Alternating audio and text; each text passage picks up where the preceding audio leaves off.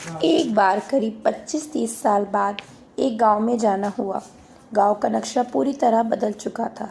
सामने एक आलीशान सा घर नजर आ रहा था जो मेरे किसी परिचित का था। मुझे याद आया कि इस घर को बनाते समय पड़ोसियों से कितना विवाद हुआ था। बात मारने मरने तक की पहुंच गई थी।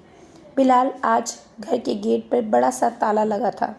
किसी से पूछा तो पता चला कि अब इस घर में कोई नहीं रहता, बस एक बुजुर्ग है जो घर के सामने एक झोपड़ी में रहते हैं। क्योंकि वो बुजुर्ग मेरे परिचित थे, इसलिए उनके खैरियत जानने उनके पास गई।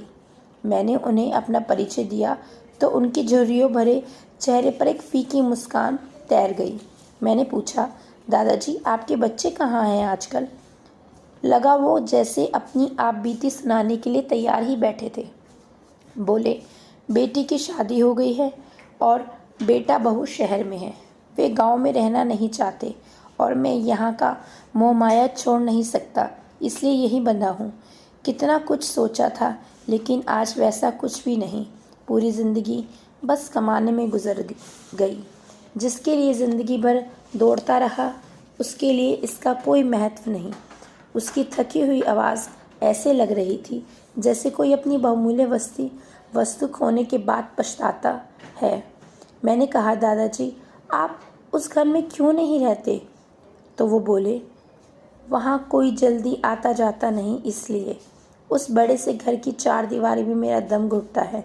यहाँ सामने चलते फिरते लोग नज़र आते हैं, हालचाल पूछते रहते हैं, इसलिए यहीं पड़ा रहता हूँ।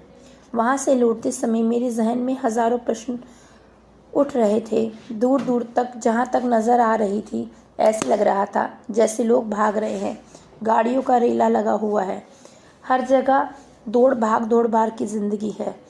ऐसी ज़िंदगी में हम स्थिरता कैसे लाएं? जब तक हम प्रभु परमात्मा से नहीं जुड़ जाते, हमारी ज़िंदगी में स्थिरता का भाव नहीं आएगा। इससे जुड़ने के लिए हमें सेवा, सत्संग, सिमरन और गुरु के ज्ञान से हमेशा जुड़े रहना चाहिए। साथ संगत जी, प्यार से कहना, धन्यवाद जी।